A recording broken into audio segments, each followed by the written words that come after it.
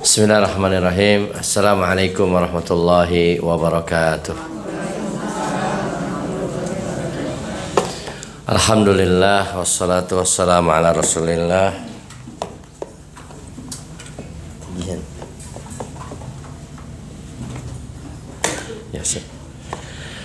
Bismillah, alhamdulillah wassalatu wassalamu ala Rasulillah wa ala alihi wa ashabihi wa man wala.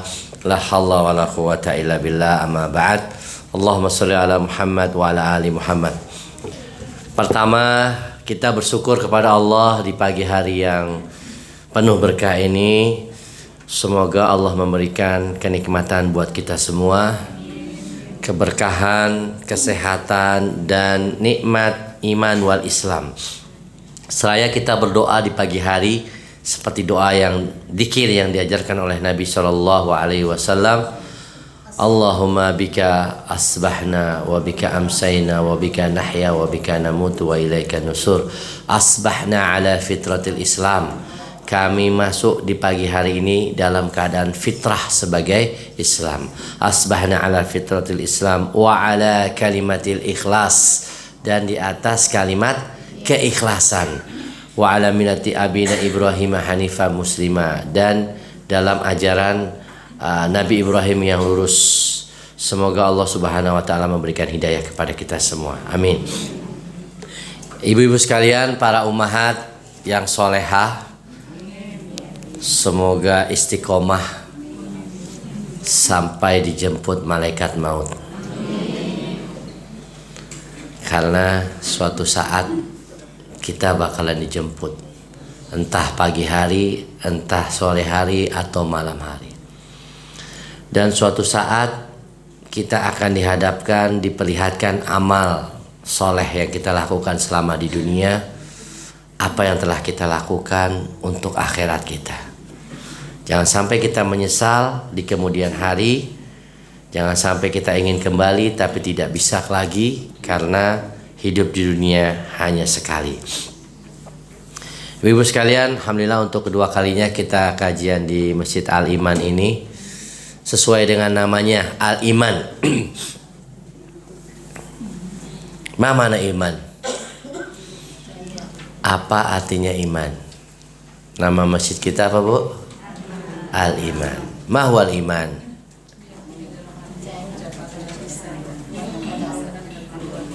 Masya Allah, mumtaz. Bu, iman apa artinya, Bu? Keyakinan? Tidak cukup. Al-imanu al-yaqinu fil qalb, keyakinan di dalam hati. Wa iqraru bil lisan, dan diucapkan dengan lisan. Wa amalu bil arkan, dan diamalkan dengan anggota badan. Ini ada 3, Bu. Sesuai dengan nama kita, Al-Iman. Perlu diingat, dicatat, dan diamalkan. Iman itu artinya keyakinan di dalam hati. Jadi hati kita itu harus yakin kepada Allah Subhanahu wa taala. Harus yakin kepada hari kiamat. Harus yakin kepada Rasulullah sallallahu alaihi wasallam dan ajaran Islam. Al-yakin. Jangan sampai ragu. Ya, biasanya ragu-ragu itu dari siapa, Bu? Syaitan, ya. Al-haqqu mir rabbik fala takunanna minal mumtarin. Kata Allah Subhanahu wa taala, kebenaran itu mutlak datangnya dari Allah, dan janganlah kalian termasuk orang-orang yang ragu. Jadi orang beriman itu nggak pernah ragu, Bu. Yakin dia sama Allah, yakin apapun itu. Yang kedua, wa iqraru bil lisan, diucapkan dengan lisan. Jadi orang beriman itu bukan hanya di hati, tapi diucapkan, yaitu dengan cara mengucapkan 2 kalimat syahadat. Asyhadu an la ilaha illallah wa asyhadu anna Muhammadar Rasulullah. Saya mau tanya nih sama ibu-ibu, tapi saya tunjuk ya. Arti 2 kalimat syahadat yang sudah kita hafal di luar kepala dari kecil sampai tua. Saya pengen ibu yang mana nih? Ibu yang umurnya 50 tahun, angkat tangan. Itu yang belakang ya Bu. Tadi tunjuk tangan. 50 tahun kayaknya. Ya Ibu. Ibu udah 50 tahunan Bu. Ah? Oh 50 lebih. Subhanallah. Silahkan Bu. Arti 2 kalimat syahadat.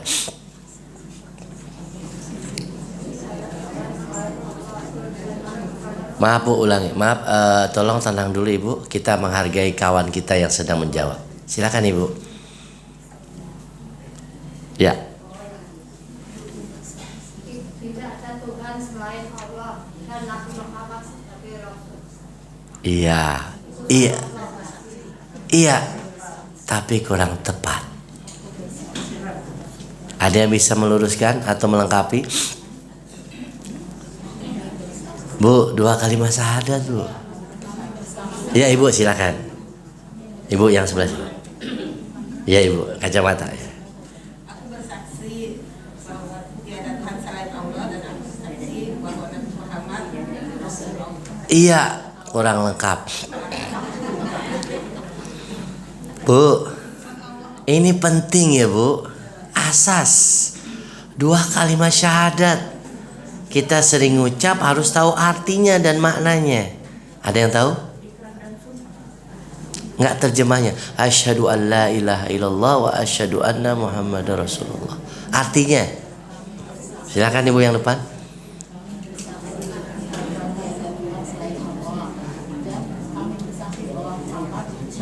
Iya, mirip yang sebelumnya. Selain Ibu. Ya. Bu, ya Allah. Baik. Ini menurut para ulama tentang 2 kalimat syahadat ini. Dengarkan Bu ya. Ini penting Bu. Karena satu kata berjuta makna. Nah itu. Makanya perlu belajar kita. Oke Bu ya. Asyhadu an la ilaha illallah artinya aku bersaksi tidak ada Tuhan yang berhak disembah kecuali Allah. Tidak ada Tuhan yang berhak disembah kecuali Allah. La ma'budun bihaqqin illallah. Jadi bukan sekedar tidak ada Tuhan selain Allah, itu kurang lengkap. Ya. Jadi kita harus meyakini tidak ada yang berhak disembah, Tuhan yang berhak disembah kecuali Allah. Karena saat ini orang-orang musyrik, orang-orang kafir, mereka juga punya Tuhan. Ya enggak Bu? Ada yang menuhankan berhala, ada yang menuhankan patung, ada yang menuhankan matahari, ada yang menuhankan kuburan, ada yang menuhankan uang. Iya nggak Bu? Tapi siapa yang berhak? Allah. Hanya Tuhan yang berhak disembah kecuali. Tidak ada Tuhan yang berhak disembah kecuali Allah. Itu yang tepat. Kemudian wa anna Muhammadan abduhu wa rasuluh, dan aku bersaksi bahwa Nabi Muhammad adalah hamba dan utusan Allah. Ini iman.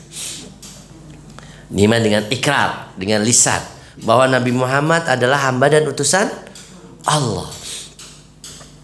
Jadi Nabi Muhammad itu hamba, bukannya malaikat.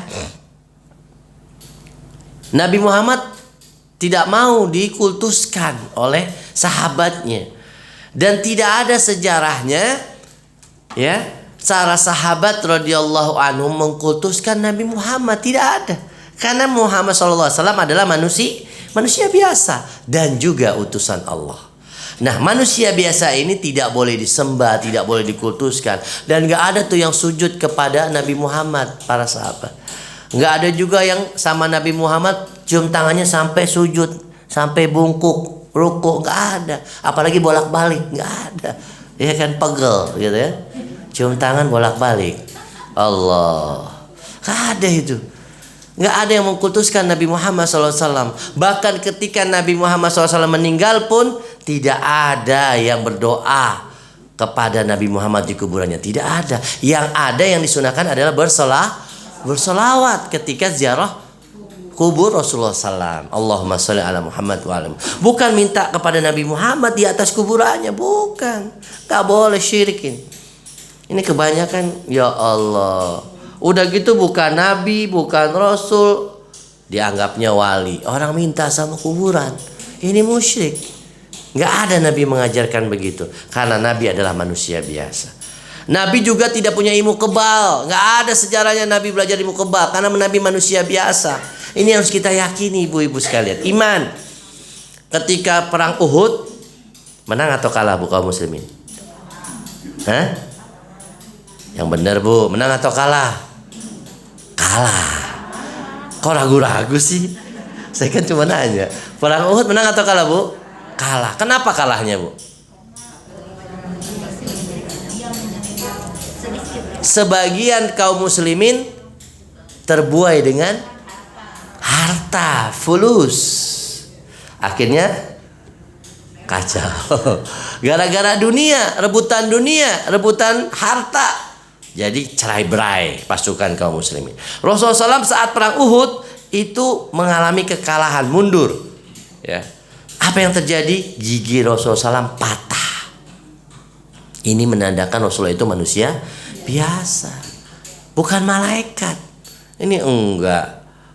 Rasul bukan, Nabi bukan, dianggap wali. Wali setan nggak taunya. Udah gitu orang gila juga dianggap wali. Ada nggak yang begitu bu? Wali majeduk apa sih? Allah, nggak pakai baju sampai ngerokok, cium tangan. La haula wala quwata illa billah. Ini terjadi bu.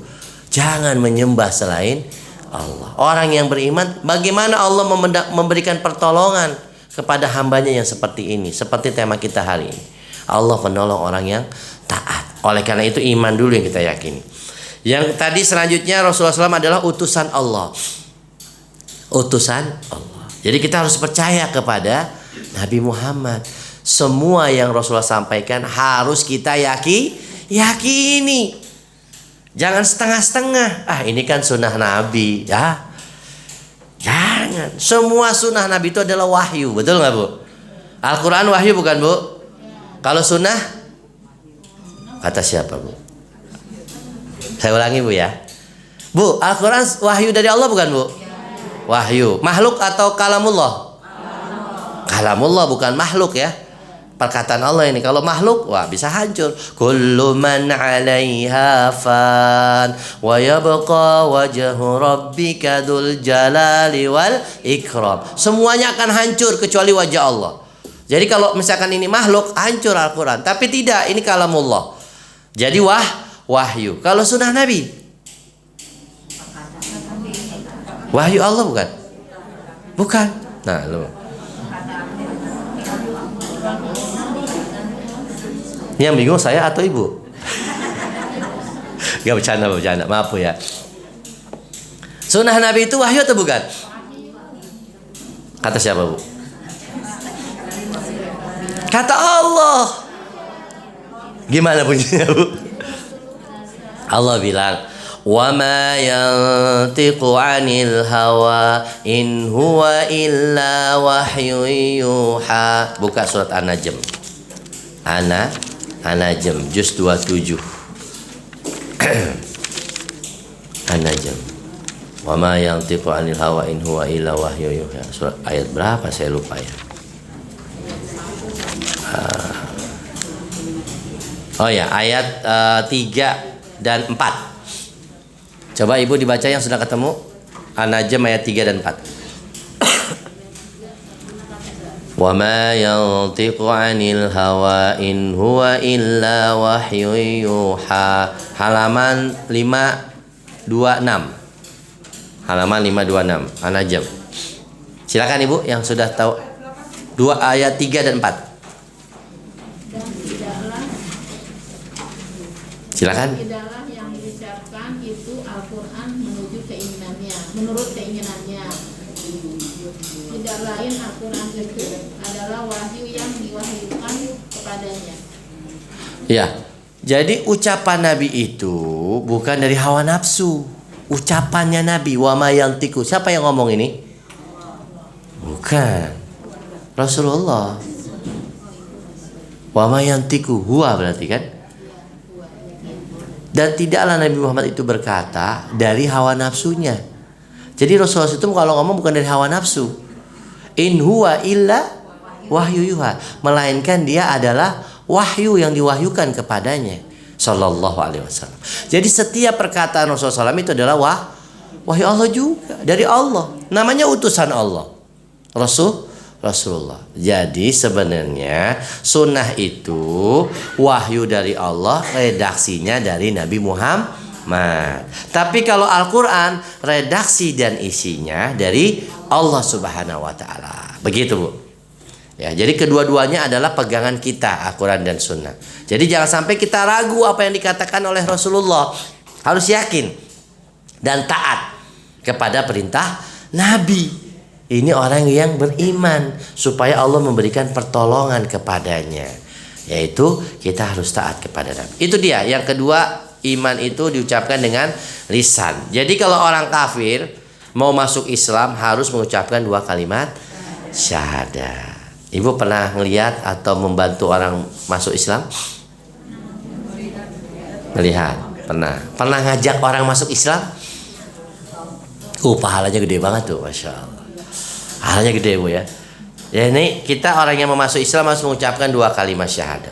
Tapi kebanyakan yang saya dapati orang mau masuk Islam ketika mau ngurus KUA. Pak Ustadz, saya mau syahadat. Emang kenapa, Mas? Besok mau nikah sama fulana. Ya Allah. Lagian wanita muslimah kagak ada apa cari laki-laki yang soleh. Kan banyak, kata orang di Bekasi ya. Ngapain juga jadi orang kafir ya? Baru belajar Islam, belum disunat lagi. Ya Allah. Ini kadang-kadang saya nggak habis pikir gitu loh. Kenapa wanita muslimah lebih memilih cowok-cowok yang kafir atau baru masuk Islam? Padahal dia pemimpin, kok cari pemimpin yang kadar keislamannya rendah. Ya nggak, Bu? Nah, PR nih, Bu, buat putri-putri kita. Cariin suami yang soleh. Jangan baru masuk Islam. Itu pun ketika syahadatnya ketika mau nikah. Baru syahadat. Allah musta'an. Ya tapi nggak apa-apa, alhamdulillah. Masih mending. Tapi yang lebih parah lagi, ada yang wanita muslimah dinikahi sama orang kafir. Ada begitu. Akhirnya ikut-ikutan. Ini masalah. Oleh karena itu, orang yang mau masuk Islam harus mengucapkan 2 kalimat syahadat. Dan setelah itu mandi. Kemudian dia harus, kalau laki-laki dikhitan. Kemudian dia menjalankan sholat 5 waktu. Dan kita bimbing.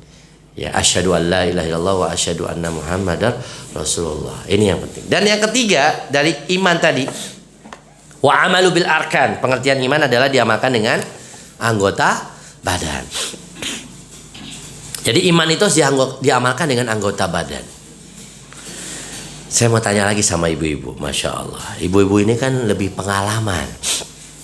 Katanya banyak makan asam, garam, kehidupan, jengkol, pete dan sebagainya. Allahu Akbar. Ya, Bu, ya. Bu, ini kayak penceramah Indonesia, Bu. Saya nggak biasa sebenarnya, saya ngikutin aja kayaknya. Bu, gitu kan. Saya biasa ngemanggil adik-adik jadi ibu-ibu sekarang ya. Bu, iman itu diamalkan dengan anggota badan. Ada berapa cabang iman? Cabang iman ada berapa, Bu? 6. Itu rukun iman, Ibu. Oke deh, nggak apa-apa, 6 rukun iman. Teman ibu yang bilang 6 siapa tadi? Boleh sebutkan lagi, Bu, kita review. 1, iman kepada Allah. 2, iman kepada mereka. 3, iman kepada kita. 4, pada Rasul. 5, iman kepada hari kiamat. 6, qada dan qadar, takdir baik dan takdir buruknya. Ini harus dihafal dan diyakini, Bu. Kadang-kadang kita suka error, suka lupa ya. Bukan karena faktor tua mungkin, itu biasa, manusiawi. Faktor kebanyakan dunia mungkin ya. Allah musta'an.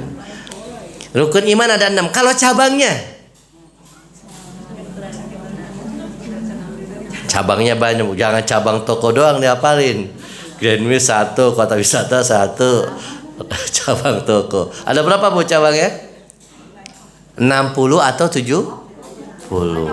Banyak. Makanya kita belajar ngaji. Iman itu bukan sekedar la ilaha illallah, yaitu diantaranya 70. Yang paling tinggi apa? Kalimat la ilaha illallah. Ini yang paling tinggi, cabang iman yang paling tinggi. Afdhalud dzikri fa'lam annahu la ilaha illallah. Kata Nabi SAW, cabang iman yang paling tinggi adalah kalimat la ilaha illallah. Ini nggak main-main, Bu. Bukan sekedar kalimat. Kenapa? Kata Nabi SAW, barang siapa yang akhir hidupnya mengucapkan kalimat la ilaha illallah, dakhalal jannah. Dia masuk surga. Walaupun selama hidupnya dia banyak maksiat, dia banyak berbuat kesalahan, kemudian di akhirnya hidupnya dia bertobat dan mengucapkan la ilaha illallah, dakhalal jannah. Dengan izin Allah masuk surga. Gak gampang, Bu. Jangan kayak kita sekarang asal-asalan ngucapin la ilaha illallah. Ditanya, Pak Ustadz, boleh gak tahlil? Boleh. La ilaha illallah tahlil. Boleh gak sholawat? Boleh. Allahumma sholli ala Muhammad. Iya gak? Boleh gak baca Yasin? Boleh. Yasin wal Qur'anil Hakim. Gitu ya kan? Tapi jangan ditambahin an. Lain lagi urusannya. Ya, gak perlu ditambahin an nanti. Panjang urusannya tuh. Iya. Tahlil boleh? Boleh. La ilaha illallah. La ilaha illallah. Boleh. Tapi jangan dimainin. La ilaha illallah. La ilallah. Nah, ini yang masalah. Sampai ada orang-orang akhirnya kayak kesurupan. Illallah, illallah. Disingkat lagi. Allah, Allah, Allah. Hu. Aduh, saya bilang. Ini mah bukan dzikir namanya. Kesetanan. Karena saya tukang ruqyah juga gitu, Bu. Setannya pintar baca tahlil, Bu. Ya, di ruqyah setannya benerin surat ayat kursi. Saya tuh kamu ayat kursinya kurang panjang dikit. Setan benerin dia. Iya, dia bisa. Tapi dia nggak beriman. Namanya setan. Menipu. Jadi jangan sampai kalimat la ilaha illallah ini dibuat mainan. Dibuat asal-asalan. Ini kalimat yang agung. Sampai memasukkan orang ke surga. Dan ini cabang iman yang paling tinggi. Sekarang pertanyaannya, Bu. Yang paling rendah apa? Cabang iman. Masya Allah. Imatatul ada anit tarik. Menyingkirkan duri, gangguan dari jalan. Ini cabang iman yang paling rendah. Kalau yang paling rendahnya saja tidak kita lakukan, berarti iman kita tanda tanya. Itu yang paling rendah. Menyingkirkan gangguan duri dari jalan. Bu, saya mau tanya sama Ibu. Ibu dari rumah ini deket-deket ya, Bu ya? Dari rumah ke sini tadi pagi Ibu ngelihat gangguan duri nggak di jalan? Kagak ada, Bu. Yakin, Bu, kagak ada? Dipinggirin kagak? Pernah nggak jalan di naik motor ada gangguan dicuekin apa dipinggirin, Bu? Pinggirin, Bu ya? Alhamdulillah, Masya Allah. Ini iman, Bu, iman. Kayu sama aja ya, Pak? Kayu, iya. Kalau fulus? Misalkan nih, Ibu lagi jalan, nemu fulus merah-merah segepok.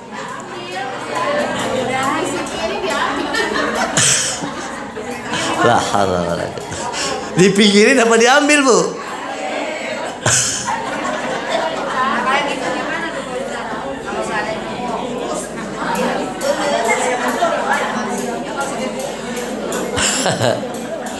Aduh, ibu-ibu ini senangnya bercanda ya.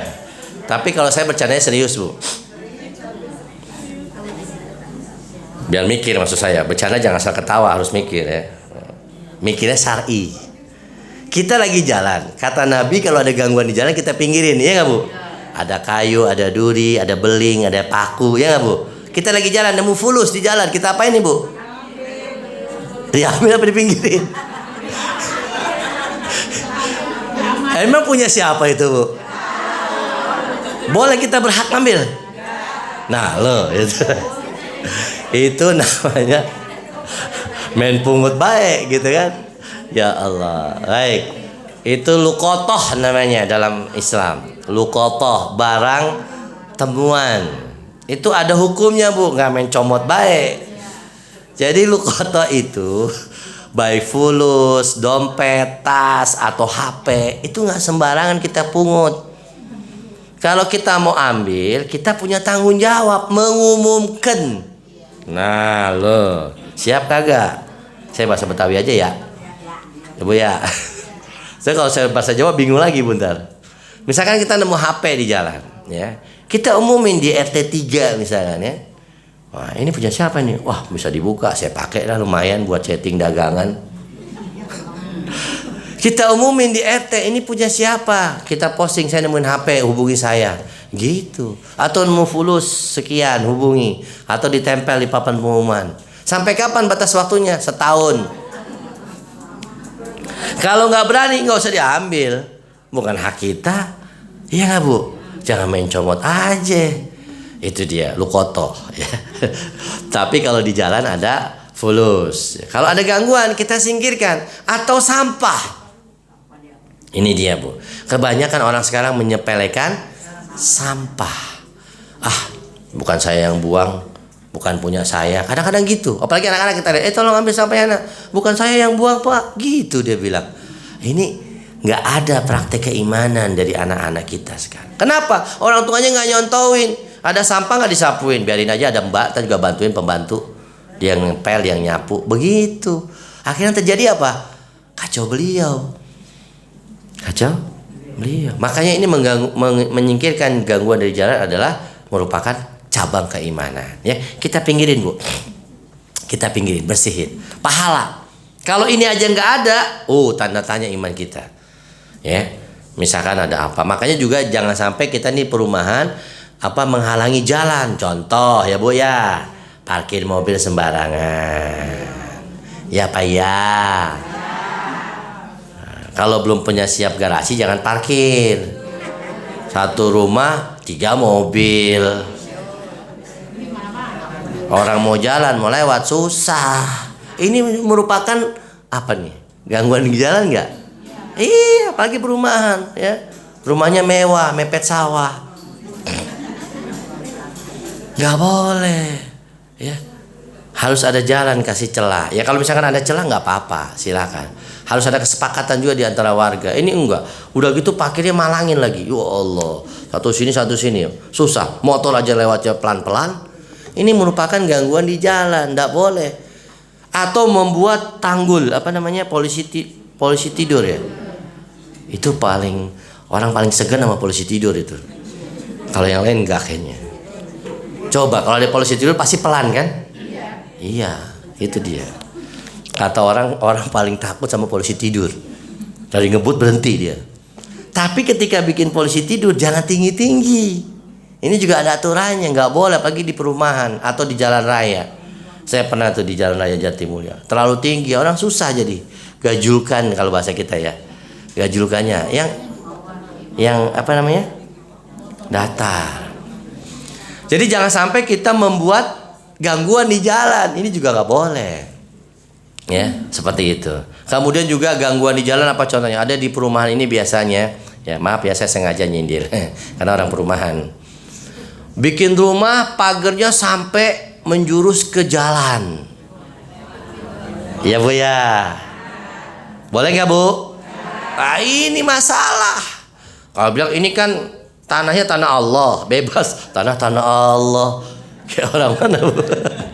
Astaga, saya nggak perlu sebut namanya. Ini nggak boleh, got ditutup, mampet airnya. Ini juga gangguan sehingga air nggak bisa lewat, banjir.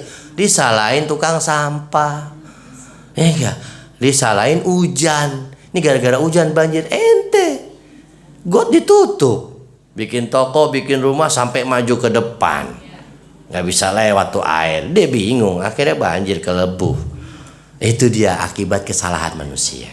Makanya orang beriman itu tidak mau mengganggu jalan. Bu ya, amal nggak, Bu? Amal, ini iman. Jadi orang beriman itu bukan hanya di hatinya tapi di amalnya. Contoh kita lagi jalan duduk di pintu, itu nggak boleh. Wa iyyakum watturuqat kata Nabi. Hati-hati ente jangan duduk di jalan, ngalangin orang jalan. Kalau kata orang dulu apa? Jangan duduk depan pintu, entar jodohnya seret. Apa? Jauh jodoh. Iya, rezeki seret gitu kan. Pamali. Kalau dipikir ada hikmahnya, cuman iya.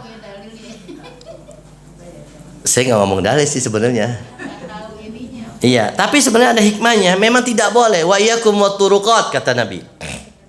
Janganlah kalian duduk-duduk di jalan. Terus kata sahabat, ya Rasulullah kami biasa duduk-duduk. Di pinggir-pinggir jalan gimana Rasulullah? Boleh, tapi ada syarat. Syaratnya apa? Pertama, ghodul basor, jaga pandangan. Ya, jangan supel, suka pelotot-pelotot. Maaf ya, saya suka singkatan. Kemudian ketika duduk di jalan itu jangan, maksud saya amal ma'ruf nahi mungkar. Mengajak kepada kebaikan, mencegah kemungkaran. Bisa nggak? Nah, kemudian tidak boleh menghalangi jalan. Itu yang penting. Silakan sesekali, ya. Makanya ibu kalau di perumahan kita boleh ngobrol, tapi terus satu lagi bu yang sering saya juga agak gimana gitu ngelihatnya. Pesta nutupin jalan, kawinan. Nah itu. Kalau nggak punya duit, ya sederhana aja pestanya. Nggak usah pakai bikin tenda, jalannya ditutup, orang suruh muter. Ya Allah. Sewa gedung. Nggak bisa, ya udah di rumah. Emang Nabi ngajarin kalau walimah harus gede-gedean sampai ngutang? Ya enggak? Kagak bu. Kata Nabi, aulim walau bisyat. Walimahlah kalian, pesaklah kalian walaupun dengan seekor kambing. Seekor kambing bu. Hah? Bukan sapi satu, kebanyakan. Ya bu ya. Jadi kalau kita mau walimahan jangan sampai nutupin jalan. Pun ketika kematian sebisa mungkin jangan menutupi jalan, kasihan orang. Orang mau lewat harus muter jauh, belum macetnya, belum paogahnya, belum gajulukannya, telat ke kantor. Ya nggak bu? Nah itu yang penting, iman itu harus kita perhatikan. Kemudian juga diantara keimanan adalah akhlak yang baik, akhlak yang mulia. Ini keimanan kepada Allah Subhanahu Wa Taala. Baik, ibu-ibu sekalian, saya jadi kelewatan mukadimahnya ya. Tadi itu adalah iman yang mana Allah akan menolong kita, karena Allah adalah penolong hambanya yang taat. Ini ada sebuah hadis, doa juga yang kita baca, hasbunallah wa ni'mal wakil. Boleh ditulis ibu? Hasbunallah wa ni'mal wakil. Hasbunallah wa ni'mal wakil. Boleh bahasa Arab asli atau Arab maklum boleh. Hasbunallah wa ni'mal wakil. Artinya cukuplah Allah menjadi penolong kami dan Allah sebaik-baik sandaran. Saya ulangi ya. Cukuplah Allah menjadi penolong kami dan Allah sebaik-baik sandaran.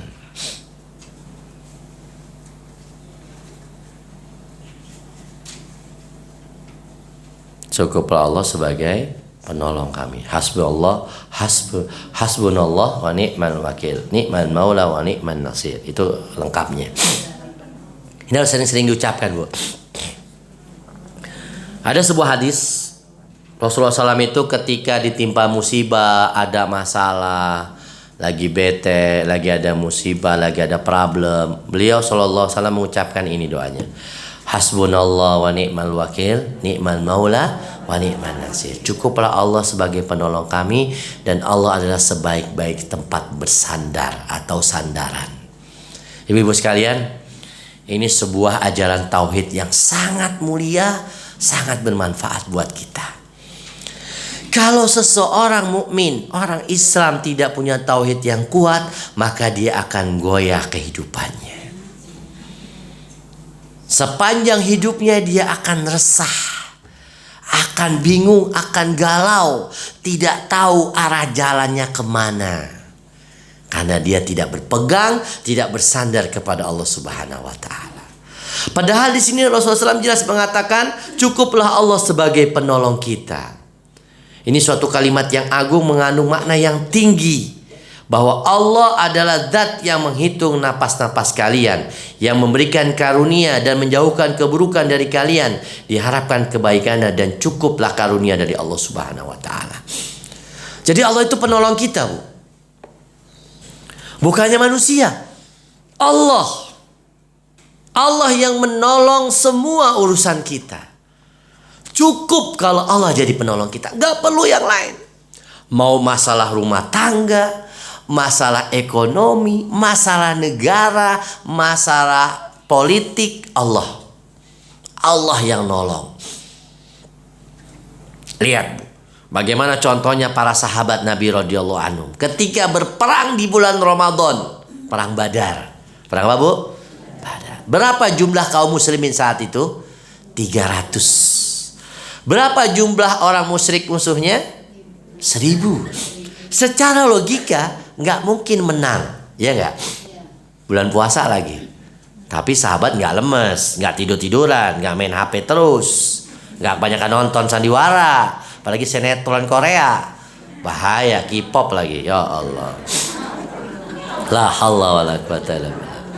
Sekedar tahu, tapi tidak mendalami. Saya dikasih tahu sama anak saya. Anak sekarang kan tahu kayak gitu ya. Ya Allah. Jadi saya ngomong apa tadi? Oh, perang Badar ya. Kok jadi Korea lari dia? Saya bercanda, Bu. Kalau bercanda serius saya. Jadi para sahabat itu tidak main-main ketika bulan Ramadan, berjihad mereka. Perang Badar 300 orang lawan 1000 menang. Dengan mengucapkan la ilaha illallah. Mereka yakin hasbunallah wa ni'mal wakil. Cukup Allah sebagai penolong. Apa yang terjadi, Bu?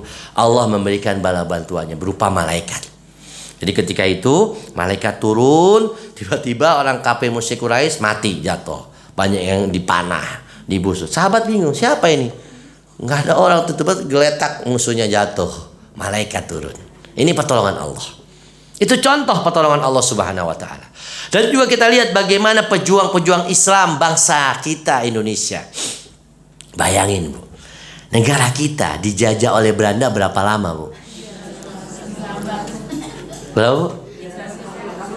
3,5 abad. Ya Allah, 350 tahun. Coba. Yang menang siapa, Bu? Indonesia. Belanda kabur nggak, Bu? Kabur.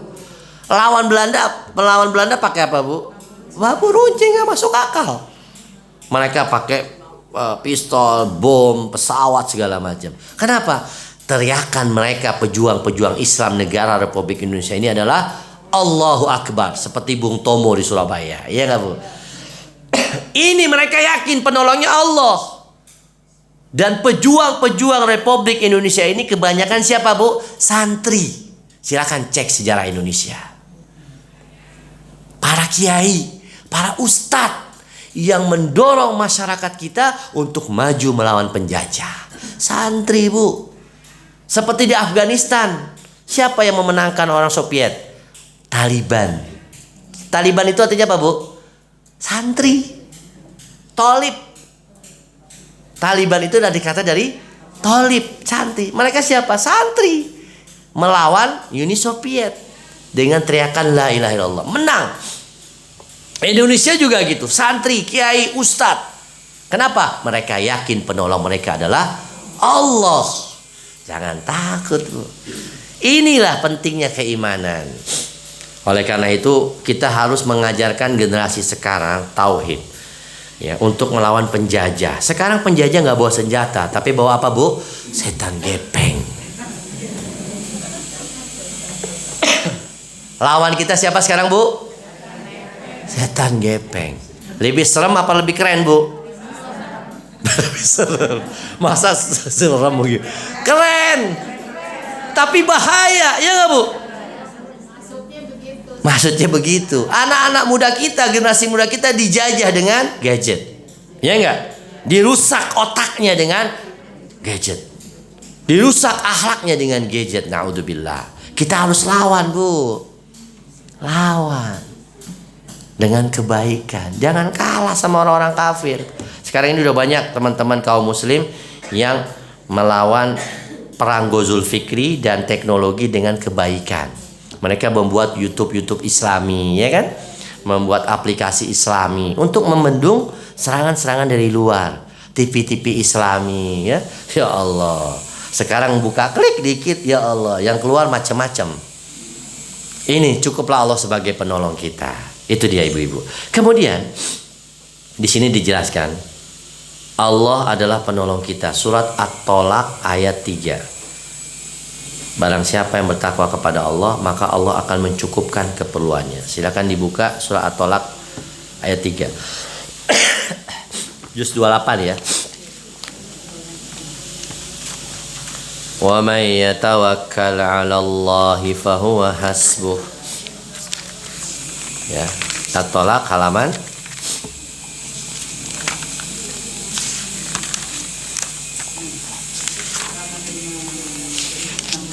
5, 6. Bukan.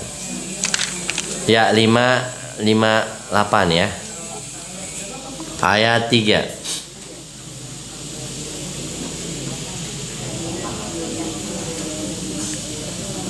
Ayat 2-nya itu di akhir ayat kedua, perhatikan. Halaman 558. At-Tolaq. Ayat 2-nya di akhir. وَمَنْ يَتَّقِ اللَّهَ يَجْعَلْ لَهُ مَخْرَجًا وَيَرْزُقْهُ مِنْ حَيْثُ لَا يَحْتَسِبْ. Ini Bu ya. Barang siapa yang bertakwa kepada Allah maka akan diberikan solusi, jalan keluar. Jadi kalau mau solusi harus bertakwa kepada Allah. وَيَرْزُقْهُ مِنْ حَيْثُ لَا يَحْتَسِبْ. Bukan hanya solusi, tapi diberikan rezeki min haitsu la yahtasib. Apa artinya Bu? Dari sisi yang tidak disangka-sangka, tidak diduga. Coba Ibu, dikasih uang belanja sebulan sekian juta, hitung-hitungan matematika cukup kagak? Kagak cukup. Apalagi BBM naik. Ya Allah, anak-anak jajan melulu. Tapi kalau kita bertakwa kepada Allah, wa yarzuqhu min haitsu la yahtasib. Allah akan berikan rezeki dari yang tidak disangka-sangka. Makanya bapaknya, suaminya diingetin, Pak ayahanda, takwa kepada Allah. Sholat yang benar, jangan kejar dunia melulu. Kerjanya P4. Pergi pagi, pulang petang, penghasilan pas-pasan. Sholatnya ketinggalan. La haula wala quwata illa billah. Gimana Allah mau kasih rezeki min haitsu la yahtasib kalau bapaknya nggak bertakwa kepada Allah?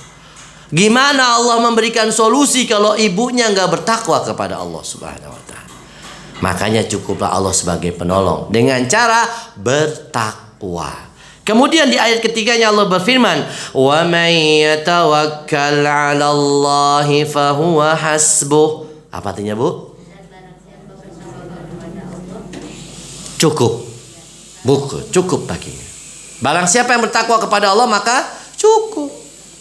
Tawakal. Tawakal ini bukan pasrah ya Bu ya. Bukan ya udahlah, sabar teuing lah, udah begini wae hidup saya mah udah.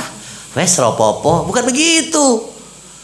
Tawakal itu adalah dia berserah diri kepada Allah setelah dia berusaha beramal semaksimal mungkin. Itu namanya orang tawakal.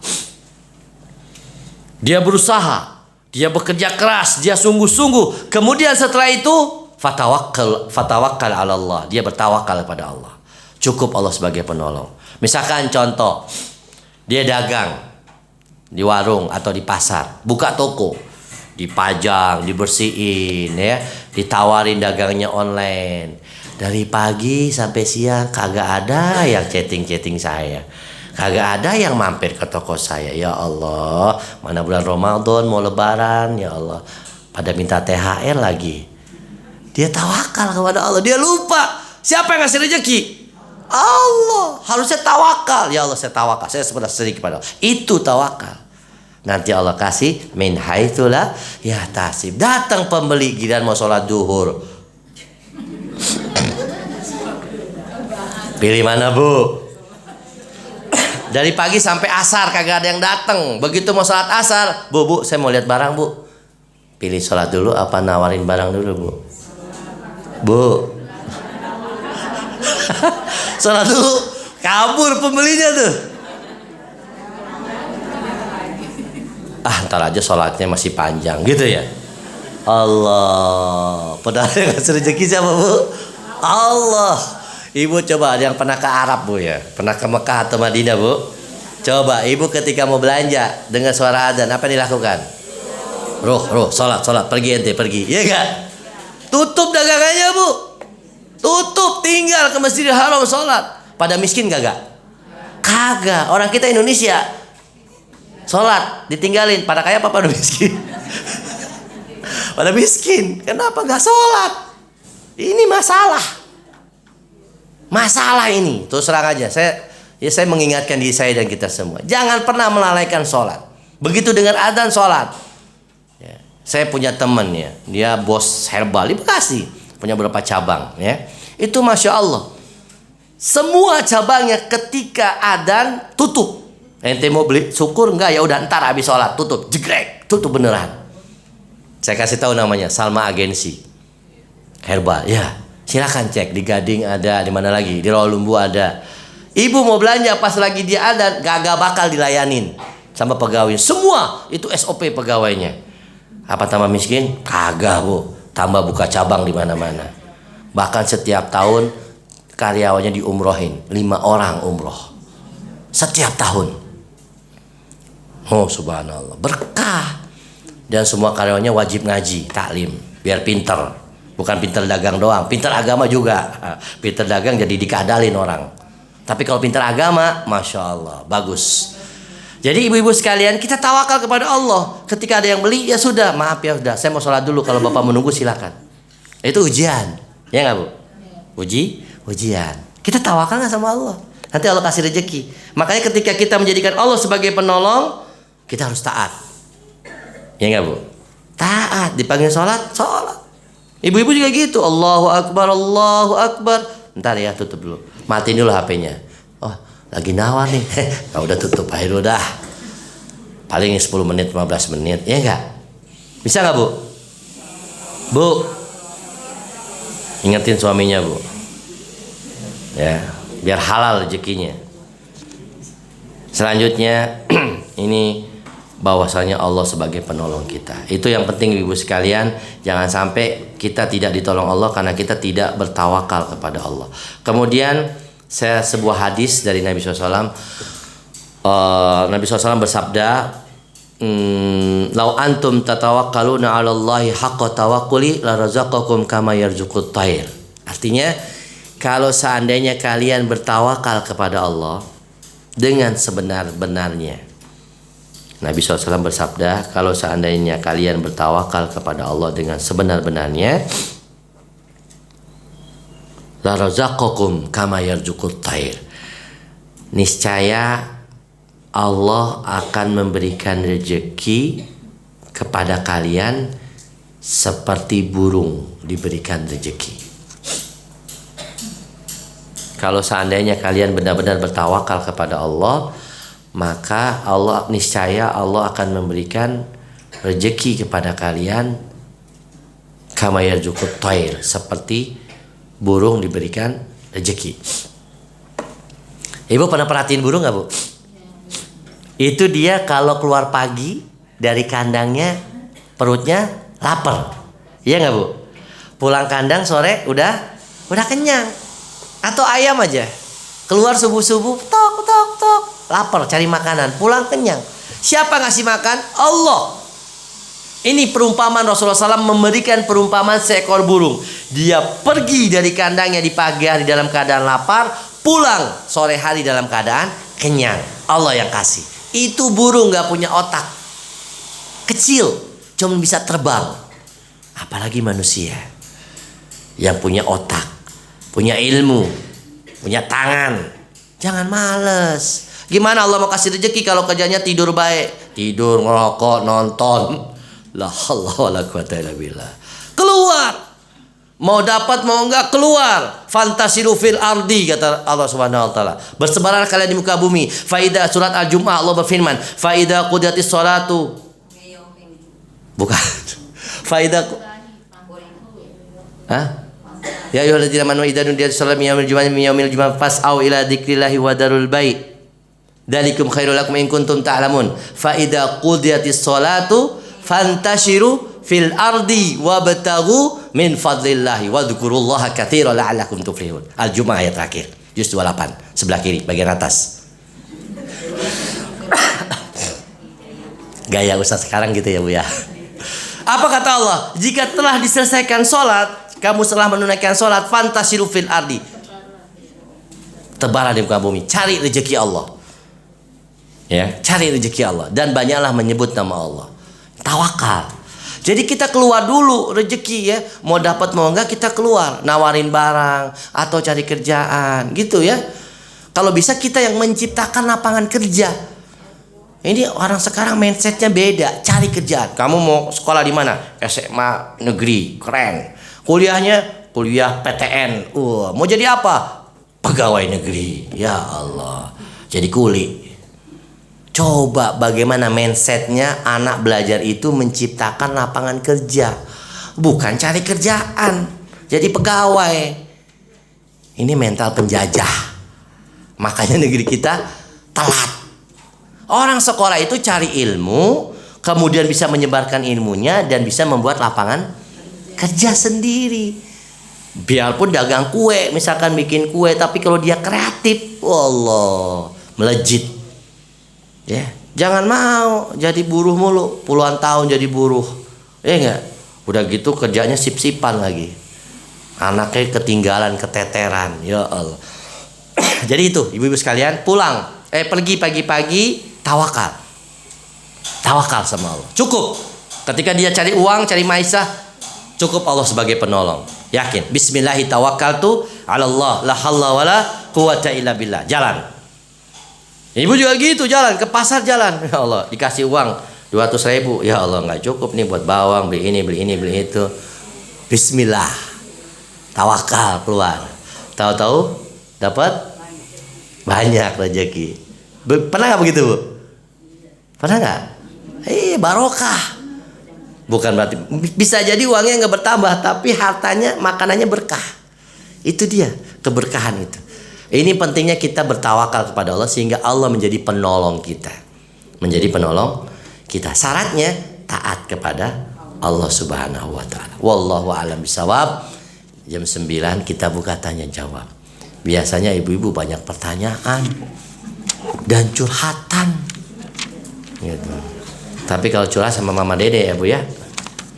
Bukan sama Ustadz. Ya, wallahu alam. Silakan sampai di sini saya cukupkan. Ada yang ingin tanyakan? Fadol.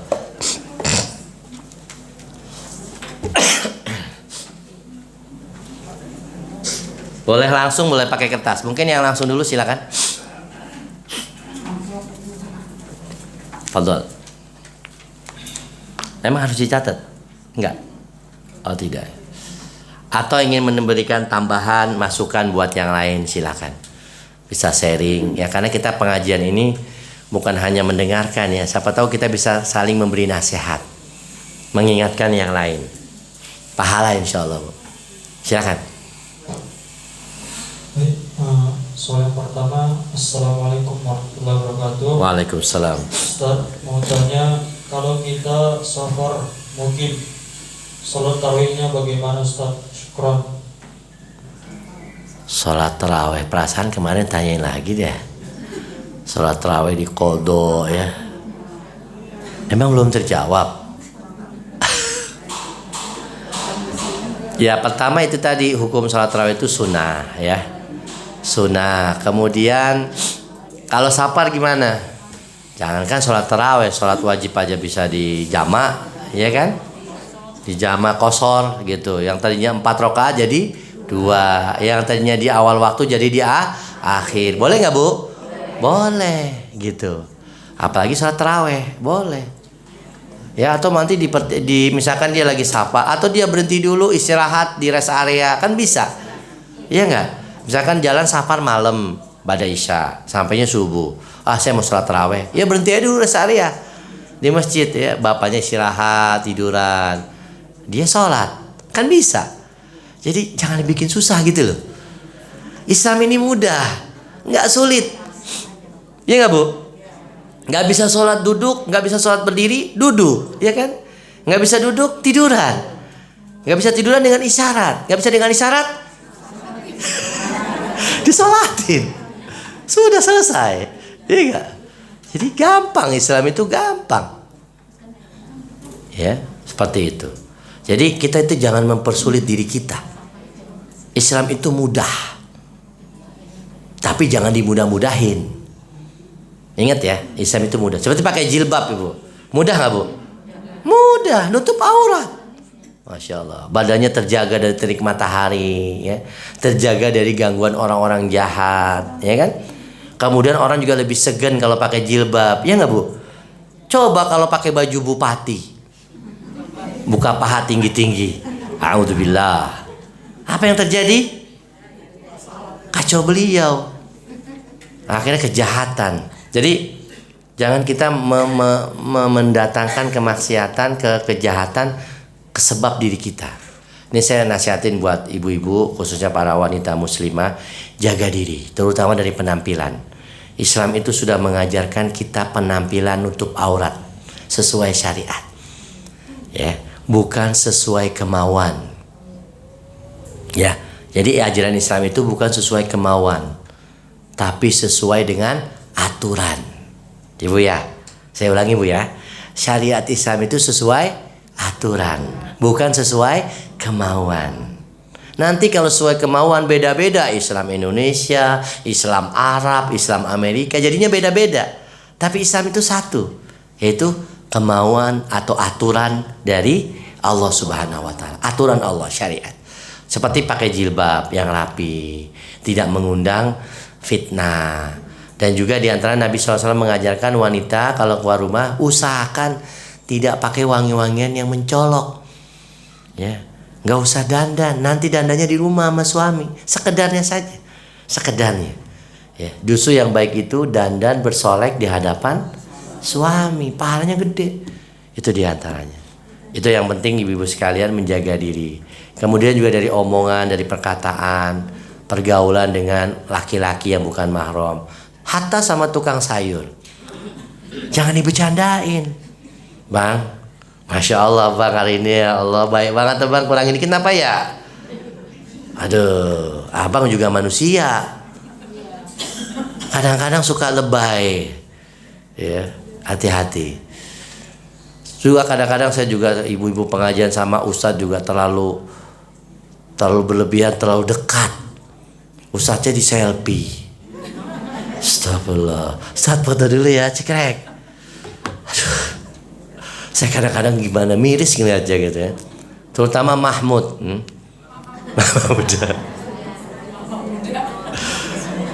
Ustadznya bukan dijadikan guru, dijadikan kayak artis. Foto cekrek. Saya pernah itu, saya bawa ustadz besar ya, bukan ustadz besar, maksudnya ustadz senior gitu, di satu pengajian ibu-ibu di Jakarta. Baru turun dari mobil di parkiran, disamperin sama ABG, ahwat berjilbab gede, ya, mamah muda. Mau ngapain? Ustadz, assalamualaikum, salam. Boleh foto nggak, Ustadz? Ya Allah, foto nggak ada suaminya, foto sama ustadz, kan fitnah. Bu, saya bilang yang bener gak boleh Bu, saya bilang bahaya ini. Ini kadang-kadang ya, jangan berlebihan dengan kita belajar sama ustadz itu ngambil apanya Bu? Ilmunya, bukan ngambil fotonya. Oh saya udah selfie sama ustadz Fulan, biar viral. Jangan Bu, ilmunya kita ambil. Undur maqala wala tandur man qala. Lihat apa yang dibicarakan, jangan lihat siapa yang bicara. Walaupun kadang-kadang ustadz itu jelasinnya pelan, santai, sambil ngantuk-ngantuk. Sabar ibu. Enggak semua ustadz itu lucu, enggak semua ustadz itu seru. Enggak. Para saya juga ada yang seru, seperti saya bin Bas senior. Kalau jelasin pelan sambil batuk-batuk, tapi orang pada ngambil ilmunya. Ada juga ustadznya kocak, lucu, lompat-lompat, nggak ada ilmunya. Ada yang begitu Bu, sambil lompat mimbar, sambil bawa selendang, la haula wala quwata illa billah, nggak ada ilmunya. Ini jangan. Jadi kita ambil ilmunya supaya kita mendapatkan ilmu agama yang benar sesuai dengan Al-Quran dan Sunnah dengan pemahaman para salaful ummah. Kalau ditanya gimana pengajiannya, wah masya Allah bagus. Kenapa? Ustadznya lucu. Ya Allah, ustadznya lucu, emangnya pelawak. Mendingan daripada bikin pengajian, mendingan stand up komedi sekalian. Jadi yang kita ambil ilmunya berdasarkan qala Allah wa qala Rasul. Wallahu a'lam bishawab. Ada lagi? Mas Abu Dar. Saya bingung nyebutnya nih. Mas Abu Dar. Ustaz, pertanyaan selanjutnya, saya sering ikut kajian, tapi saya sering senam. Bagaimana hukumnya? Hilang tidak pahala yang sudah saya kumpulkan? Syukran Ustaz.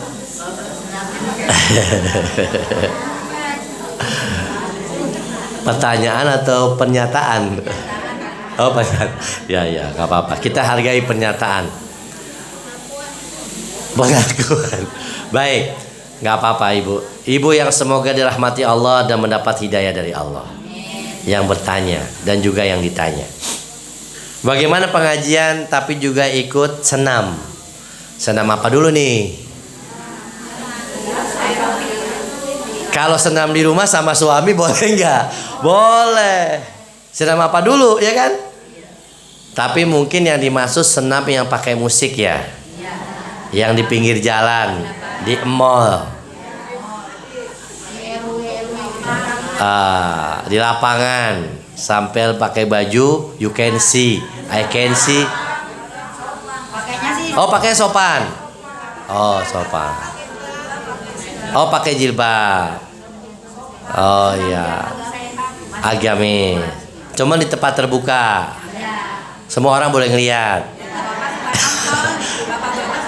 Bapak-bapak suka nonton? Hah? Nggak ada.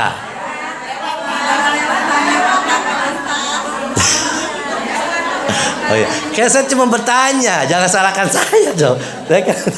Saya konfirmasi dulu. Yang dimaksud senam kayak apa gitu kan? Saya jawab ya. Intinya gini, senam itu dibolehkan.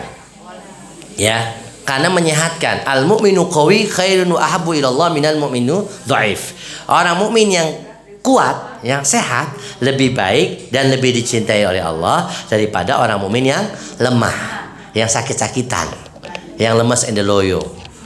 Ya, yang kuat itu lebih cintai dan lebih disukai oleh Allah. Itu satu. Yang kedua, boleh nggak senam? Boleh dalam rangka kita memperbugar tubuh kita. Tapi khusus wanita ini, usahakan senam kita menutup aurat dan tidak terlihat oleh laki-laki dan tidak menggunakan musik. Sebenarnya nggak ada hubungannya senam dengan musik.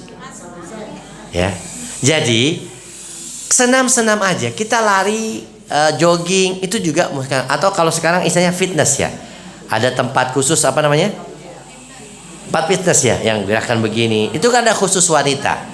Usahakan, saya sarankan khusus wanita, jangan sampai senamnya diliatin bapak-bapak, nanti bapak-bapak jadi terpesona, terpesona, tersepona, saya salah nyebut, sepona. Iya. Kenapa? Karena gerakan-gerakan tubuh itu fitnah, iya nggak? Walaupun pakai jilbab. Jadi silakan. Kalau memang senamnya terjaga, tidak terlihat laki-laki, tertutup, atau mungkin tidak tertutup tapi tidak terlihat laki-laki ya. Mungkin di aula, di gor, ya. Jangan di pinggir jalan. Kadang-kadang suka supir angkot macet lewat nengok gitu. Ya Allah, mak, ya Allah. Nah, ini hati-hati. Nah, kalau itu ya itu namanya mengumbar aurat ya. Lalu bagaimana pengajiannya? Pengajian dapat pahala, tapi ketika dia berbuat dosa, ya dia dapat, ketika dia berbuat maksiat dia dapat dosa. Ini dua hal yang berbeda antara pengajian dengan senam. Mudah-mudahan pengajiannya menggugurkan dosa-dosanya. Tapi sayang seribu sayang kalau dia ngaji tapi nggak diamalin. Iya nggak Bu? Masuk kuping kanan keluar kuping kiri, sayang. Capek-capek nongkrong 2 jam di masjid. Iya nggak Bu ya? Amalin, dikit-dikit amalin. Kami hanya menyampaikan, Anda yang menilai. TV One. Ya, ya Ustadz Abu Zar. Apa Ustadz ciri-ciri orang taat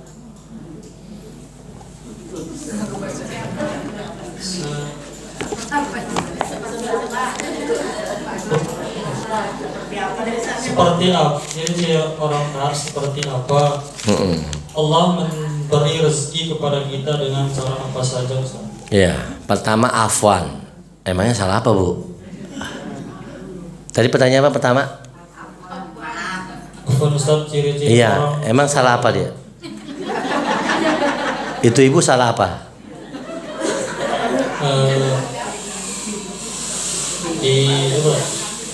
Mungkin kan dalam di antara kan ada pertanyaan itu kan biasanya gitu atau mendoakan ustadznya gitu dalam Itu emang doa afwan. ya kan di antaranya afwan minta itu maksudnya Itu bahasa apa? minta izin. Bahasa Arab apa Indonesia? Bahasa Arab apa Indonesia? Pokoknya bahasa Arab. Bahasa Arab. Orang Arab kayak nggak pernah ngomong kayak gitu deh. Soal Syekh, afwan Syekh, nggak pernah saya dengar. Syekh, barakallahu fikum min fadlik. Begitu. Afwan. Kadang saya juga pernah diketawain, Syekh afwan. Kaifanta? Kenapa ente minta maaf? Bingung sayanya. Kok minta maaf? Mau tanya minta maaf. Jadi nggak usah maksud saya. Afwan Ustaz. Mendingan assalamualaikum gitu. Nggak ada salah, nggak ada petir, afwan. Bercanda. Saya kadang bingung gitu. Afwan salah apa nih ibu ya?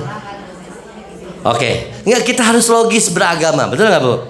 Iya, jangan asal ikut-ikutan. Afwan, syukron.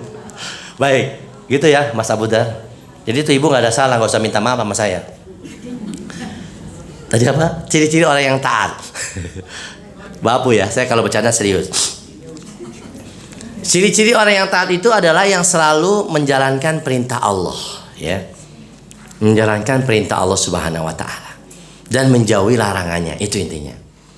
Apa perintah Allah yang utama? Sholat 5 waktu. Kemudian perintah Allah yang utama apa bagi wanita? Taat sama suami. Nah, ini perintah Allah yang utama. Orang yang mendapat pertolongan Allah adalah orang yang taat sama suaminya. Taat kepada Allah dan Rasulnya dan taat kepada suami. Ini bagi ibu-ibu. Bahkan Rasulullah SAW bersabda, wanita yang sholat 5 waktu, puasa Ramadan, taat sama suami, masuk pintu surga dari mana saja yang dia kehendaki. Enak gak bu? Cuman 3 bu. Apa bu? Sholat. Yang kedua puasa Ramadan. Yang ketiga sudah selesai, masuk surga. Ya Allah bu, pengen gak masuk surga bu? Jangan sampai nyesel. Tadi kuburan sendiri bu, gak ada suami, gak ada anak, gak ada teman. Jangan sampai gigit jari di kuburan. Pengen kembali gak bisa. Surga bu, tujuan kita semua surga. Dan kita berdoa kepada Allah agar Allah mengumpulkan kita sekeluarga di surga. Makanya berlomba-lomba. Ya, ini dia Allah berfirman dalam surat Al-Imran ayat 133 sampai 135. Ini jawaban yang tadi juga. Bagaimana mendapat pertolongan Allah. Ciri-ciri orang yang taat. Allah berfirman dalam Al-Quran surat Al-Imran ayat 133. وَسَارِعُوا إِلَى مَغْفِرَةٍ مِّن رَّبِّكُمْ وَجَنَّةٍ أَرْضُهَا السَّمَاوَاتُ وَالْأَرْضُ أُعِدَّتْ لِلْمُتَّقِينَ. Allah, nggak perlu bu ya. Allah, nggak ada sunahnya gitu dengan Allah, Thayyib. Orang itu tentang neraka ayatnya Thayyib. Astagfirullah. Bukan batal, nggak ada sunahnya gitu, nggak ada ajarannya. Dengerin aja udah. Kalau perlu kita pahami. Ini pentingnya memahami Al-Quran. Allah berfirman, wasari'u, cepat-cepat bersegera ila maghfiratim min rabbikum, kepada ampunan Allah. Jadi GPL ibu. Apa bu? Nggak pakai lama. Taubat. Bahasa orang sekarang, mohon maaf ya bu, saya milenial walaupun ibu-ibu kolonial. Ya bu, salah. Maaf saya. Wasari'u ila maghfiratin min rabbikum, cepat-cepatlah kalian kepada ampunan Rabb kalian. Wa jannatin, dan surga Allah. Arduhas samawati wal ard. Arduhas samawati wal ard. Surga Allah itu seluas langit dan bumi. Bayangin bu. Allah, surga Allah seluas langit dan bumi. Rugi kalau kita nggak sampai masuk surga. Padahal kata Allah, surga itu luasnya seluas langit dan bumi. Makanya cepat-cepat bu. Hidup dunia ini sebentar. Jangan tunggu lama, minta ampun sama Allah. Istighfar yang banyak setiap hari, nanti Allah kasih pertolongan sama kita. Astaghfirullahaladzim wa atubu ilaik. Nabi 70 kali sehari bu istighfar. Padahal Nabi SAW Allah katakan dosanya diampuni ma taqaddama wa ma ta'akhkhar, yang terdahulu dan yang akan datang. Udah diampuni dosanya Nabi Muhammad. Tapi Nabi tetap istighfar 70 kali sehari. Kita istighfar apa ngedumel? Tahu ngedumel bu? Ngeluh. Uiddat lil muttaqin, disiapkan bagi orang yang bertakwa. Siapa mereka? Nah ini dia. Alladzina yunfiquna fis sarai wad dharra wal kadhiminal ghaidha wal 'afina 'anil nas wallahu yuhibbul muhsinin. Artinya bu, dibaca. Yaitu orang-orang yang berinfak Ya. baik di waktu lapang maupun sempit, Ya. dan orang-orang yang menahan amarahnya Ya. dan memaafkan kesalahan orang lain. Masya Allah. Terus? Dan Allah mencintai orang-orang yang berbuat kebaikan. Nah, itu orang yang taat.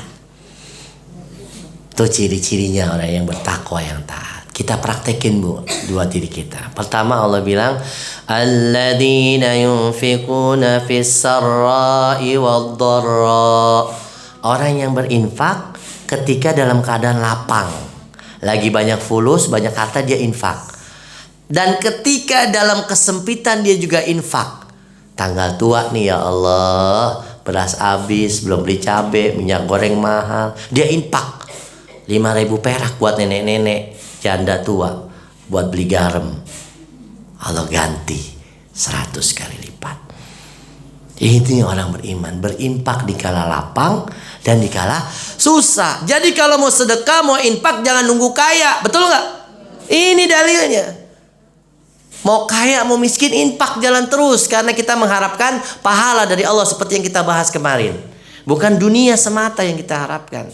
Fisarra'i wad dharra, berinfak dalam keadaan lapang dan keadaan sempit.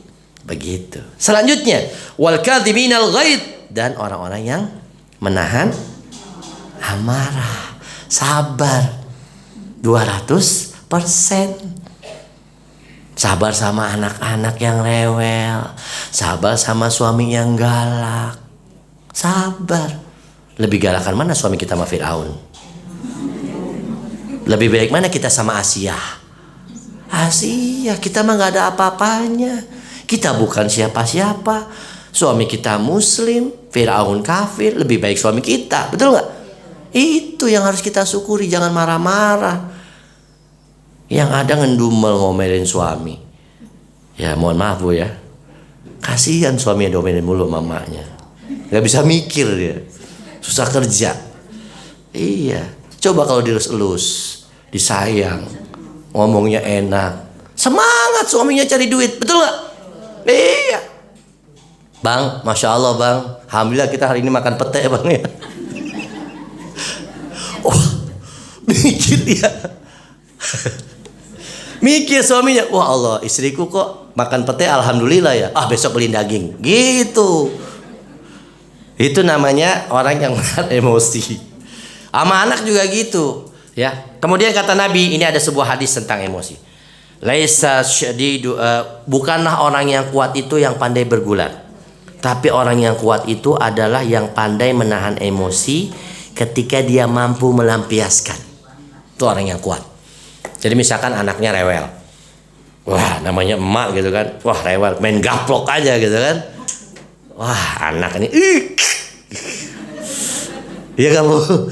Siapa tuh bu? Tapi ditahan nih. Ya Allah, astagfirullah, anak saya nih. Aduh, astagfirullah, anak solehah. Udah dilus. Itu dia. Itu orang yang taat. Orang yang bisa menahan emosi. Digibahin sama tetangga, iya nggak? Diomongin sama tetangga, sabar. Ya Allah, astagfirullah tuh emak ngomongin gue baik gitu. Astagfirullah, sabar. Wal kadhiminal ghaiz, tahan emosi. Selanjutnya kata Allah apa? Wal afina anin nas, memaafkan manusia. Dia dizolimi, dia dihina, dia dicaci, utangnya kagak bayar. Maafin. Maaf ya bu, saya nggak bisa bayar utang. Iya. Suami saya baru meninggal. Ya udah saya ikhlasin. Ya Allah, pahalanya gede. Membebaskan utang, iya nggak Bu? Atau memaafkan manusia. Wah, dia ngomongin saya, jelek-jelekin saya, menghina saya. Sakit lumpuh. Akhirnya dia datang dikasih obat. Ini memaafkan. Kamu saya maafkan. Masya Allah, ini orang yang baik, taat. Bu, ini dia yang mendapat pertolongan Allah pada hari kiamat. Dan Allah menyukai orang-orang yang berbuat baik. Selanjutnya di ayat 135. Tolong dibaca artinya. Dan juga orang-orang yang apabila mengerjakan perbuatan keji atau menzalimi diri sendiri segera mengingat Allah, lalu memohon ampunan atas dosa-dosanya. Dan siapa lagi yang dapat mengampuni dosa-dosa selain Allah, dan mereka tidak meneruskan perbuatan dosa itu. Iya. Masya Allah, ini ciri orang yang taat Bu ya. Walladzina idza fa'alu fahisah, orang-orang yang ketika melakukan perbuatan jelek, maksiat, berbuat dosa, maksiat, au dzalamu anfusahum, atau mendolimi diri mereka sendiri. Ya, dzakarullah, dia mengingat Allah. Fastaghfaru lidunubihim, kemudian minta ampun kepada Allah untuk dosa-dosa mereka. Wa may yaghfiru dzunuba illallah, siapa yang mengampuni dosa kecuali Allah. Dan mereka tidak akan mengulangi lagi perbuatan mereka. Jadi tadi tuh misalkan habis ngaji berbuat maksiat, istighfar. Astagfirullah, mana saya joget-joget kagak jelas. Astagfirullah, astagfirullah. Istighfar, ya Allah kemarin saya ngomel-ngomel sama suami, ngelawan sama suami. Astagfirullah. Istighfar Bu, minta maaf. Sama suami minta maaf Bu. Jangan sampai kita berbuat dolim sama orang, kemudian kita dituntut di akhirat. Makanya kata Nabi SAW, tahukah kalian siapa orang yang bangkrut? Siapa Bu? Orang yang kebaikannya diambil oleh orang lain. Yang mana Ibu tadi? Oh iya, maaf Bu. Gimana Bu? Orang bangkrut itu adalah seseorang yang amal perbuatannya baik, tapi dia banyak mempunyai kesalahan sama orang lain sehingga amal perbuatannya diambil oleh orang itu. Ditransfer ya? Iya. Makanya dibilang bangkrut. Terus pahalanya habis, masih ada lagi yang nuntut, gimana Bu bayarnya? Dosa. Cakep, Masya Allah. Itu ada hadisnya Bu. Kata Nabi SAW, atadruna mahwal muflis, tahukah kalian siapa orang yang bangkrut? Kata sahabat menjawab, orang yang bangkrut itu yang gak punya harta, la dirhaman wala harta, tidak punya dirham, gak punya harta, bangkrut. Bukan, kata Nabi. Orang yang bangkrut pada hari kiamat adalah orang yang datang pada hari kiamat dengan pahala baca Quran, datang dengan pahala sholat, datang dengan pahala sedekah, datang dengan pahala puasa, dengan pahala haji. Tapi ternyata di akhirat dituntut sama orang. Ya Allah, saya nggak terima nih. Dulu fulanah binti fulanah bin fulan jelek-jelekin saya, ngomongin saya se-RT. Waduh, bayar nggak bisa. Akhirnya pahala dia itu fulana ditransfer ke orang tersebut. Datang lagi orang, ya Allah, saya nggak setuju sama dia. Dulu barang saya diambil sama dia. Dia minjem mangkok sama saya nggak dibalikin. Saya nuntut. Padahal cuma mangkok doang, jadi ribut se-RT. Ada nggak yang begitu Bu? Mau dibayar nggak bisa, ditransfer pahalanya. Ya Allah, dulu dia mendolimi saya ya Allah. Kenapa? Ini pelakor. Perebut laki orang. Saya nggak terima ya Allah. Transfer pahalanya, habis pahalanya. Ada lagi ya Allah, saya nggak terima. Akhirnya apa? Dosanya orang tersebut dilimpahkan ke dia. Ini orang yang bangkrut. Kenapa? Karena berbuat dolim kepada orang. Makanya kata Nabi SAW, Inna dzulma dzulumatu yaumal qiyamah. Sesungguhnya kedoliman itu adalah kegelapan pada hari kiamat. Ittaqu da'watal madlum, takutlah kalian kepada doanya orang yang terzalimi. Karena antara dia dengan Allah tidak ada hijab. Jadi doanya dikabulin Bu. Kalau orang terzalimi berdoa kepada Allah dikabulin. Hati-hati. Ya Allah, ini orang menzalimi saya ya Allah. Gitu kan. Biar keluarga pada berantakan. Wah, bahaya ini kalau doain begini. Rugi kita nggak? Rugi. Ittaqu da'watal madlum, kata Nabi. Hati-hati kalian terhadap doanya orang yang terzolimi. Jangan berbuat dolim. Allah nggak suka orang berbuat dolim kepada manusia, apalagi sama keluarganya, sama anaknya, sama pasangannya. Wallahu a'lam bishawab. Silakan. Cukup, Ustaz? Ada lagi? Pas 9:30. Ya. Mau langsung? Silakan. Pada ada berdoa itu kan biasanya istighfar, terus bersalawat dan lain-lain. Tapi ketika kita berdoa dengan beraktivitas itu rangkaian itu perlu ada. Berdoa adabnya bagaimana? Apakah ketika beraktivitas perlu rangkaian? Tidak juga. Ya. Ya seperti kita mau berkendaraan, berdoa nggak? Bismillahi majreha wa mursaha. Mau berangkat bismillahi tawakkaltu ala Allah. Masuk pasar la ilaha illallah, ya kan? Aktivitas ya? Iya. Nggak apa-apa, berdoa aja. Mau masuk WC, berdoa nggak? Doa. Perlu rangkaian nggak? Enggak. Tergantung situasinya. Tapi ketika kita berdoa khusus itu kita mesti ada adabnya itu tadi. Mohon ampun ya, Ibu bilang bersolawat pada Nabi. Ada lagi Bu, kata Nabi gini, ada orang berdoa, ya Rob, ya Rob, ya Rob, sampai nangis-nangis gitu kan. Apa kata Nabi? Itu doanya nggak dikabulin sama Allah. Kenapa? Iya, makanannya yang haram, minumannya yang haram, pakainya dari yang haram. Bagaimana Allah mengabulkan doanya? Makanya ketika doa kita mau dikabulkan, kita lihat cari makanan yang halal apa enggak, pakaian kita halal apa enggak, apa boleh nyolong? Nggak boleh. Allah nggak akan mengabulkan. Ada hadisnya begitu. Ini sebab-sebab doa terkabulkan. Makan dan minum yang halal, pakaian yang halal. Boleh ngutang tapi dibayar. Jangan ngutang pakaian kagak dibayar, mau lebaran lagi. Ya Bu ya, kredit macet jadinya. Allah alam. Silakan. Di waktu sujud Ustaz? Waktu sujud kenapa? Doa di waktu sujud Ustaz. Ya. Pakai sholawat dulu nggak Ustaz? Tidak. Karena kata Nabi ada hadis doa antara yang hamba dekat dengan Allah ketika sujud. Fa'aksiru doa, kata Nabi. Perbanyak doa. Tidak mesti diucapkan. Apalagi dalam sholat. Dalam hati. Allah tahu nggak? Doa dalam hati aja. Karena dalam rangkaian sholat itu ada bacaan tertentu. Subhana rabbiyal a'la, subhana rabbiyal. Tapi dalam hati Allah tahu. Insya Allah Allah tahu. Allah tahu hati kita Bu. Walaupun orang lain nggak tahu. Iya nggak Bu? Wallahu ya'lamu ma fis sudur. Allah tahu. Kita ngomong terbesit aja Allah tahu. Maka hati-hati dengan hati. Hati-hati dengan hati. Jangan bermain dengan hati. Nanti bisa sakit hati.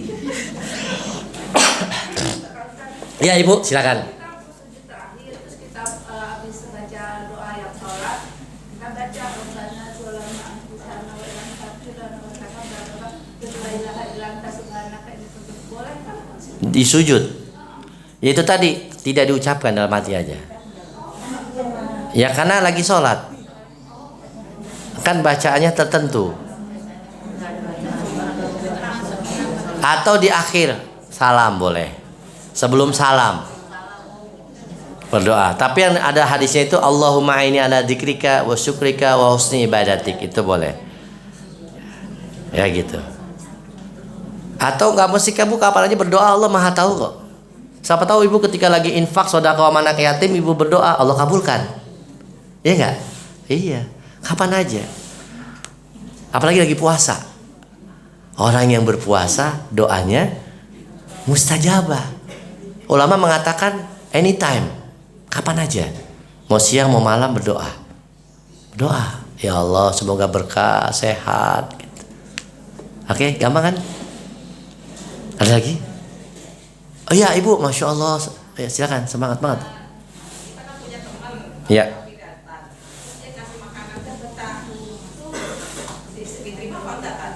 Temennya apa? Oh kafir, ya. Kasih. Ya. Nggak apa-apa. Tapi lihat makanannya. Kalau kasih daging babi ya nggak boleh. Ya, boleh Bu. Makanan dari orang kafir boleh, yang penting makanannya halal. Halal. Misalkan ibu, nggak usah pusing mikirin dari mana Bu. Bukan urusan kita itu. Ya, yang penting makanannya Bu. Itu mengandung lemak babi apa enggak gitu ya. Gitu. Sama aja Ibu dari orang muslim Bu. Bu, bentar. Misalkan Ibu dapat makanan dari teman Ibu yang muslim, tapi dia kerjanya di riba. Ibu mikir-mikir nggak? Ini kamu dapat dari mana nih Wak? Nggak perlu ditanyain udah. Kalau Ibu dia ngasih kue bolu, terima aja, ya nggak? Apalagi ngasih daging kambing sama sate, nggak usah ditolak. Maaf Bu ya. Iya Bu, boleh Bu, insya Allah boleh. Yang penting halal makanannya. Boleh Bu ya. Boleh. Ada Mas terakhir, silakan dibacain. Bentar Bu, ada dari tulisan. Jadi. Assalamualaikum Pak Ustaz. Jika ada orang yang menyakiti kita dengan lisannya, kita sudah memaafkannya, tapi orang tersebut mengulanginya terus-menerus sehingga kita berusaha menghindari orang tersebut, tapi kita menjadi berat memaafkannya. Bagaimana baiknya Ustaz? Latihan memaafkan orang. Kemudian idfa billati hiya ahsan. Balaslah keburukan dengan kebaikan. Ketika orang menyakiti hati kita, makanya hati-hati dengan hati. Jangan sampai orang lain sakit hati. Justru ketika orang lain menyakiti hati kita ini, kita memberikan kebahagiaan di hati dia. Biarkanlah dia menyakiti hati, tapi kita memberikan kesukaan di hatinya. Gitu dong. Kan ibu-ibu suka dengan puisi kan? Ya Bu ya, nggak apa-apa, kita balas kebaikan. Keburukan kita balas dengan kebaikan. Insya Allah pahalanya besar. Allah alam bisawab. Demikian ibu-ibu, mohon maaf kalau kelewatan waktunya. Mudah-mudahan Allah memberikan pahala buat kita semua. Dan ini pertemuan terakhir karena saya 2 sesi saja di Ramadan ini. Yang benar itu datangnya dari Allah Subhanahu Wa Taala. Yang salah dari kami yang dhaif dan dari syaitan, kita mohon ampun kepada Allah. Astaghfirullahaladzim wa atubu ilaik. Subhanakallahumma wa bihamdika asyhadu an la ilaha illa anta astaghfiruka wa atubu ilaik. Wassalamualaikum warahmatullahi wabarakatuh.